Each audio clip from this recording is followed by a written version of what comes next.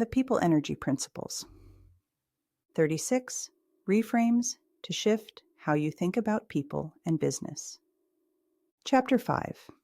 Human nature isn't what we wish it were. Act accordingly.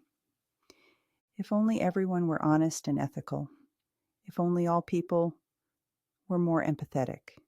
If only every human held the same values in the same proportions and order of priority as we do. Imagine all the people living in harmony. It's easy if you try. Things would be so great. But we humans don't roll that way.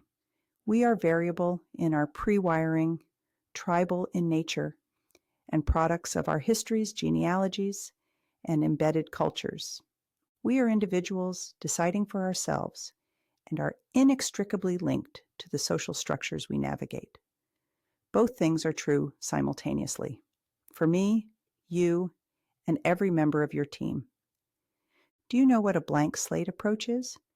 It's a belief that we are only and ever a result of our environment, that we are born a blank slate, and the only difference between different people's capabilities is their environment and the effort they put into whatever it is they are learning and doing. Philosophers and thinkers have been puzzling over this for a long time. It's not a new idea. They called the idea tabula rasa earlier. But today, let's just call it a blank slate. We are not born as blank slates. We are all pre-wired to be more this or that or the other. We have default settings that are different from those of the next person.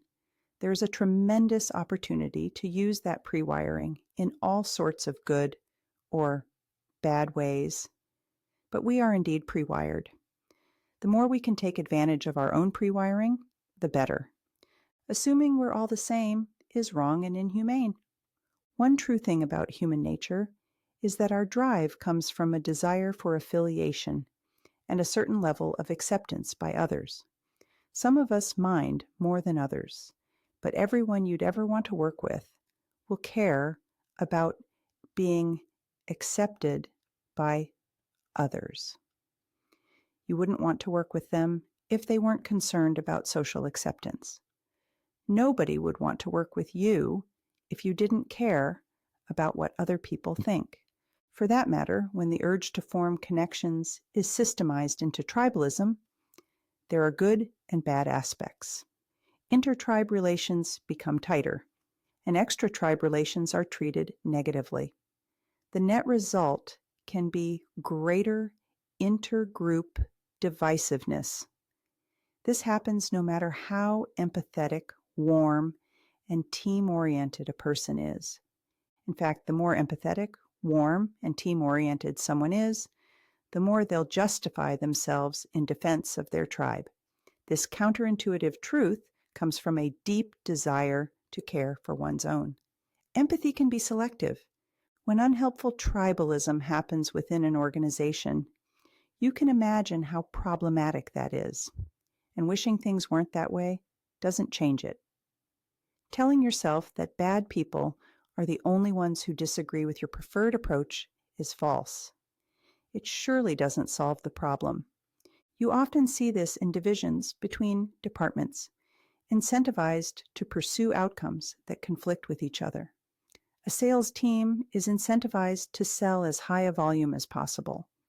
A quality team is incentivized to eliminate quality problems. An engineering team is incentivized to create things that work. A production team must efficiently deliver things. While all of these departments must work together for the business to work well, it's normal and natural for these smaller teams to identify more strongly with each other than those in other departments pursuing different ends. It doesn't take much for division, what we call groupishness, to appear.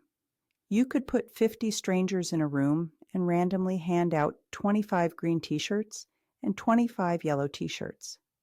In a hot minute, people will orient themselves into Team Green versus Team Yellow. We can't help ourselves. We just do it. This is just one simple example.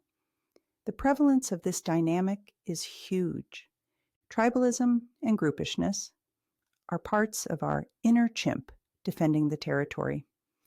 Human nature is adapted to what enabled our ancestors to survive. Sometimes that nature influences our behaviors in ways that create intra-organizational conflict. You can count on it. Another example is when we try to treat everyone exactly the same and are surprised that different people respond differently to the same stimulus. How could that be? This occurs when we assume that everyone else should respond the way we respond to something. Say you are a deeply empathic person. It's a beautiful part of what makes you a great person and is a major tool in your toolkit when encountering interpersonal challenges. You determine that the solution to an organizational problem would be if more people were just more empathetic. From there, you might design incentives and requirements for people to be more like you. You can see how this might not turn out how you'd hope, right? People are different from each other, and because of our pre-wiring, we come by these differences honestly. One more common error, perhaps the most egregious, is when managers treat their team members only as order takers. Humans will comply if there are sufficient consequences for not complying and no good alternatives. But make no mistake, humans aren't designed to just comply without context, questions, and brains of their own. Humans are whole beings with motivations, observations, and opinions. A better way to lead real humans is to treat leadership as a dialogue. To be clear, a two-way dialogue. Sure, that's harder than just telling, but human nature isn't what we wish it were. What if you could design your organization in a way that accounts for people being human, really human, in the way that humans really are, not the idealized pawns in our utopian visions of homogeneity, compliant automatons, and an absence of groupishness. Building an awareness of human nature into our organizational practices is possible, but you have to think differently. What opportunities are there for you to think differently about the people in your organization?